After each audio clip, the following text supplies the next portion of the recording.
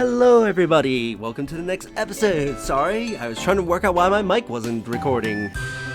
But anyway, welcome to the next episode. In the last episode, we switched back to Noel and she fought Tiger. Tiger passed out, had a memory of a brother she presumably never had. And now we are here in Kaka village, because she's on a lead that Ragnar was coming here. So let's continue, shall we? Noel follows Lychee to the ransacked bunches of buildings far below Onit Town. What stands out the most to Noel is what's missing: sunlight. The structures on higher levels cast shadows across the entire village. It's only dusk, but this place is black as midnight. I never knew a place like this existed. Hierarchical city planning leads to issues like this more often than you'd think. But this one is a little unique. Unique? Uh-huh. Hey, ya booby lady! Ah! Hello there, Tao. I see you're as energetic as ever. Yep, Tao's full of hissin' vinegar. Meow! Oh, you brought a stranger with you. I know what I must do. What are you doing? Gosh, my hands have never felt anything so flat, so utterly two-dimensional. Feels bad, meow. Flat? First you grope me and then you judge me? How rude! Not that flat. Sure, compared to hers, they're kind of lacking, but... Oh, perfecta meowndo! I'm gonna call you Lacking Lady. Lacking lady? You are gonna call me no such thing! I need to talk to the village chief about a few things, Lieutenant. Can you keep yourself busy for a bit? Oh, sure. I'll just look around. Maybe I'll find the person I'm looking for. All right, but be careful. It's easy to get lost around here, or twist an ankle. Oh, I know! Tao, why don't you show your new friend around the village? Good idea, booby lady. Meow! Just leave it to Tao. Thanks, but I feel bad troubling you. I am on an NOL mission, after all. I can manage. I see. Well, if that's how you feel. Tao doesn't get to play tour guide. I'll look around by myself. Thank you very much, though.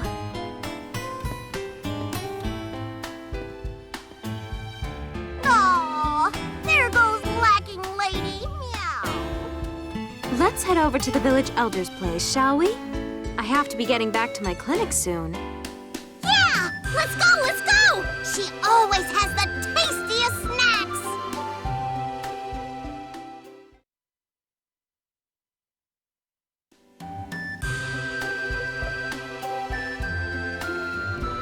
Noel parts ways with Lychee and Tokakara and begins to explore Kaka village by her lonesome. She did thought of Onit Town was confusing, but that was nothing compared to here. It's easy to see how one can get lost.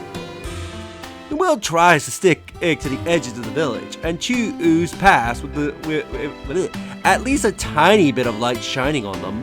The Kaka. I've heard of such a race, but I never knew they were so strange. They're like humans, but not like humans too. Noel's feet slowed to a halt, as they generally do when one thinks really hard. Huh? Why did I just stop? A weird panicking sensation fills Noel's chest. Her ears are filled with the sounds of many footsteps rushing towards her. Looky, another new person. I like new personses. Ah! Oh! Could you little guys be Kaka kittens? Kaka kittens, that's us. Are you a grown-up, Miss Human Lady person? Yes, I guess that I am. My name is Lieutenant Noel Vermillion. You probably don't know what a lieutenant is, do you? Lieutenant? Is it a tasty thing? Hey, lady! Come play with us. Oh, I'm sorry. I Wait, what are you doing? Meow! Is this the front or the back? You're pretty flat, huh, Blue Denim? No, wait! Stop! Stop, no, don't climb on me! I'm really sensitive. The other grown-up was way more grown up. Yeah, 1,000,000,000,000,000 feet tall. And his hair was really pokey. Huh? Did another stranger come to the village earlier? Yep. He's Big Tao's friend, right? Uh-huh, because he smelled like food. Do you happen to remember his name? He had spiky white hair. And he was bigger than Tao even. And his jacket was super duper red. And his face, it looked like this.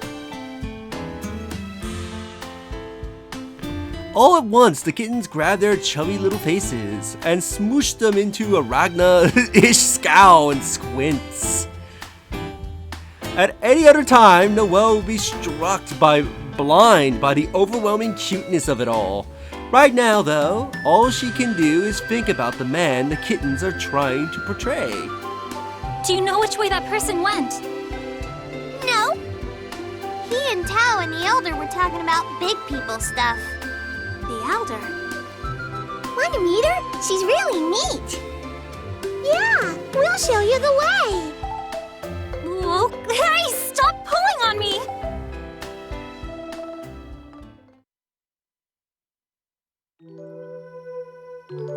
Oh, Elder! The booby lady's here to see you.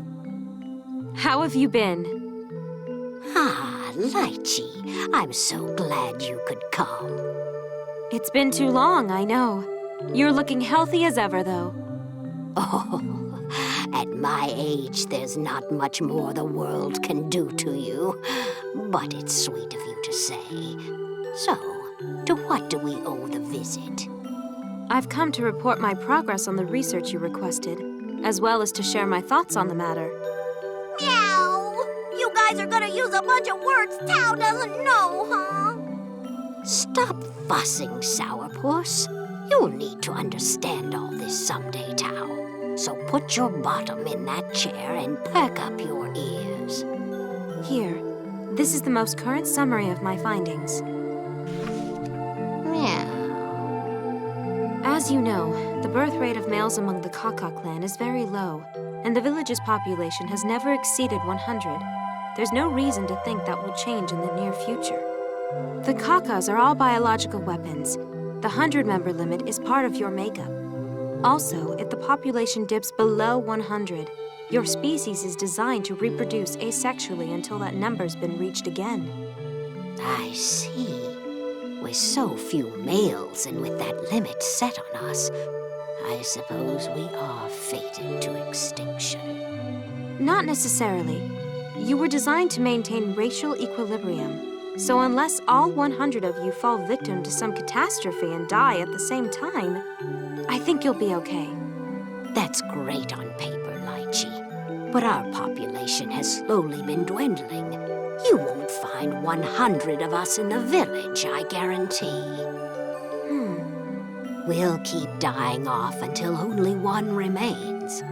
Which is fine in a sense. A Kaka is a Kaka.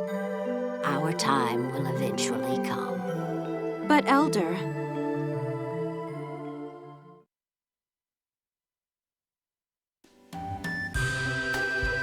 Over here! Over here!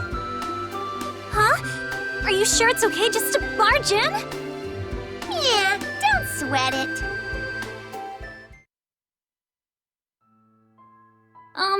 Excuse me. Noel stumbles up the doorway, propelled by spastic kittens. But just as she was about to step inside, she hears the sound of a conversation within. In the end, we were nothing more than biological weapons cooked up during the Dark War, eh? Well, it finally makes sense why we felt so aimless during all these years of peace. Biological weapons? Cooked up?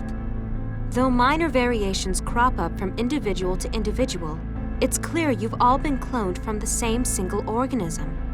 As is the case with all biologically homogeneous creatures, a drastic change in the environment could potentially wipe you all out. I think we can reduce the risk, however, through genetic alteration. Haven't we broken enough laws of nature already just by existing? Gods forgive us.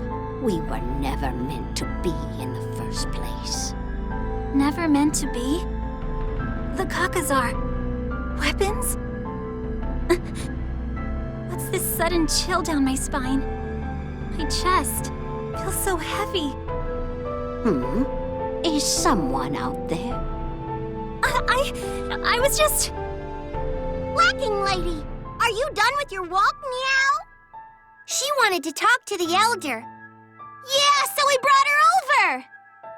What's the matter, Lieutenant? You're white as a sheet. I'm fine, really.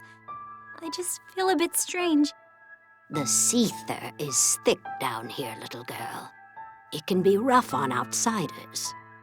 So, you wanted to see me? Meow. The man with the red jacket and white hair who passed through here earlier. I need to know which way he headed. Please. Red jacket and white hair? Are you talking about the man on those wanted posters all over town? Yes, Ragnar the Blood Edge, the Grim Reaper. Well, he wasn't grim so much as grumpy, but a man was here before who fit that description. I knew it! Did he say where he was going? He wasn't too chatty, but I think he said something about the 5th District. That's where I'm supposed to meet Hazama. This is perfect. Thank you very much for your cooperation. Now, if you'll excuse me...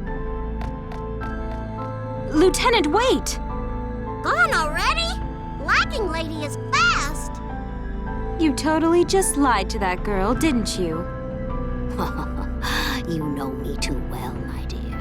Who knows? Maybe a little wild goose chase will do her good. Let me guess. Tao put him through a fair bit of trouble, like she does. Letting him use the secret passageway was the least I could do. In that case, thank you for not telling the lieutenant the truth. If the Noel find him, it's going to be bad. For all of Kakutsuchi. Speaking of, there's something that's been bothering me, Lychee. Ragnar, was it? The boy with the bounty on his head. There's something strange about him. Strange how?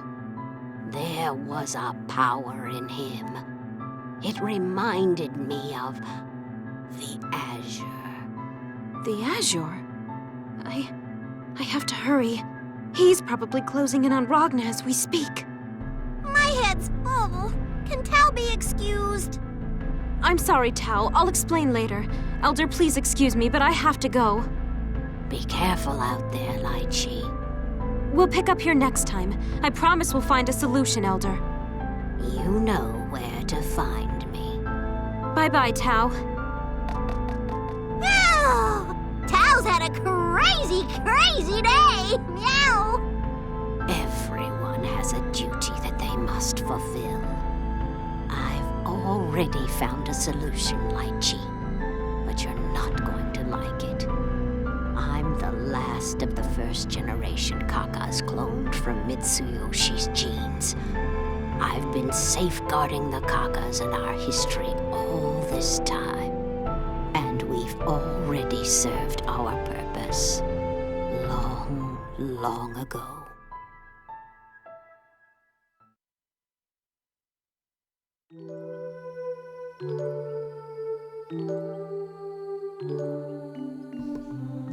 By the time Noel makes it back up to the 5th District, the sky has gone dark. Streetlights illuminate her path. Noel looks up at the gigantic clock at the harbor. It's way past 6 o'clock when she was supposed to meet up with Hazama. She looked around, but there was no signs of either Hazama or Ragnar. Why can't I find the captain at a time like this? Ragnar could be right around the corner. Noel drifts back to her meeting place, puzzled and vexed. A man in a port worker's uniform spot her and hesitantly makes his way over. Begging your pardon, but are you Lieutenant Vermillion? Oh, yes. Why do you ask? I have a message for you from Captain Hazama. A message? From the captain? The plans have changed. Report to the NOL branch ASAP. That's all he said. The NOL branch? All right then. Thank you for letting me know. The worker bowed slightly and returned to his task. What could have happened to change the plans? I'd better hurry. Something feels wrong. Does it have anything to do with what Noel heard at Kaka village earlier? She takes in a deep, lungs full of cold air, trying to forget the apprehension pressing down on her. She musters up the courage to head for the Kasaruki Library. And with that, we will end this episode. So not really any fights, but it is a bit of a long one. So, in the next episode, we'll see what we get up to next. If you enjoyed this episode, do like the videos, it helps tremendously. Subscribe if you haven't already. Leave a comment down below on your thoughts on this episode. And share the videos, that way more people can discover my content, help the channel grow. And I'll see you all next time. Later.